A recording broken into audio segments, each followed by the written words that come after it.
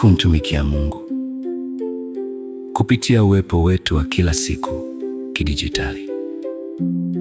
Huduma ya mtandao. Sisi wenu, Korir House. Tuanze na changamoto. Vipi kama tabia yako ya kuscroll ingekuwa aina ya ibada ya kiroho? Wengi wetu huona simu kama kikwazo cha imani, lakini sasa ni wakati wa kugeuza mandhari yako ya kidijitali kuwa patakatifu. Gundua jinsi kila post na kila maoni yanavyoweza kwa kitendo cha ibada cha makusudi kuanzia leo. Mabadiliko ya maono. Acha kutenganisha muda wako wa skrini na maisha yako ya kiroho. Badala yake, yaunganishe. Fikiria uwepo wako mtandaoni ukionyesha nuru ya Kristo kupitia maneno yenye neema na huduma ya unyenyekevu ndani ya muunganiko huu mkubwa wa dunia. Tunachunguza jinsi ya kufanya mtandao uwe chombo cha huduma ya mtandao. Mwaliko wetu kwako. Dunia imeunganishwa kuliko wakati wowote, lakini mara nyingi neema hukosekana katika mawasiliano yetu ya kidijitali. Una uwezo wa kubadili hilo kwa kuichukulia mitandao yako ya kijamii kama uwanja wa utume wa utukufu wa Mungu.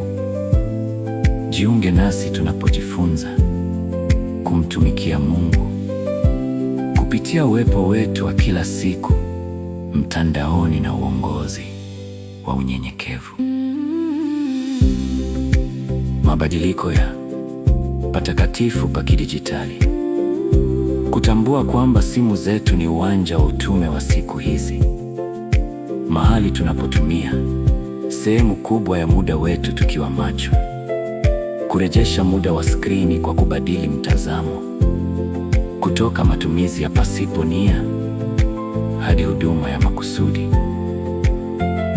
Kupinga mgawanyiko kati ya maisha yetu ya kawaida na nyayo zetu za kidijitali, ili tuwe na utambulisho mmoja wa kiroho unaonekana kila mahali.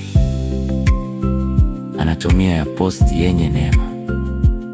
Kuchunguza moyo uliopo nyuma ya kila tunachoshare, tunachocomment na tunacholike, ili vilingane na unyenyekevu wa Kristo. Kutumia lugha ya makusudi inayoponya na kutia moyo, badala ya kuongeza kelele na hasira za mtandaoni. Kupangilia feed yetu iwe ushuhuda wa imani kwa picha na kwa maneno. Katika dunia inayozidi kuwa na ukosoaji na ukatili wa maneno, huduma zaidi ya kuscroll. Kugeuza notifications kuwa vikumbusho vya maombi ya kuombea wengine na msaada wa kiroho haraka kwa walioko kwenye mtandao wetu. Kutambua nafasi za ukarimu wa kidijitali kwa kuwajali wenye upweke au waliotengwa, hata ndani ya sehemu za maoni. Kuhama kutoka kuwa mtumiaji wa maudhui tu na kuwa shemasi wa kidijitali anayetoa tumaini kupitia ujumbe wa faragha na kujenga jumuiya ya kweli mtandaoni. Kuongoza muunganiko kwa utambuzi. Kuweka mipaka inayolinda amani yetu, huku tukibaki kupatikana kwa wanaotafuta mwongozo katika uwanja huu wa dunia ulio mtandaoni. Kujibu migogoro ya mtandaoni kwa upole na unyenyekevu, ikiakisi moyo wa ibada, si tamaa ya kushinda hoja. Kuonyesha uhalisia katika dunia ya filters, kwa kuonyesha jinsi Mungu anavyofanya kazi kupitia mafanikio yetu na pia udhaifu wetu wa kidijitali. Uendelevu katika ibada ya kidijitali.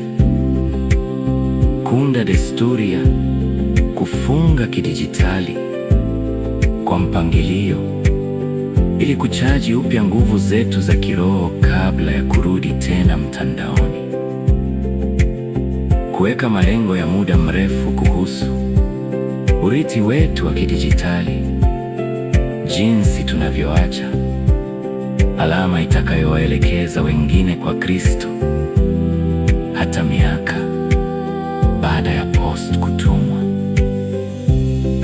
Kujitoa kila siku kwa mazoea ya kuitoa bandwidth yetu kama sadaka takatifu kwa Muumba wa muunganiko na mawasiliano.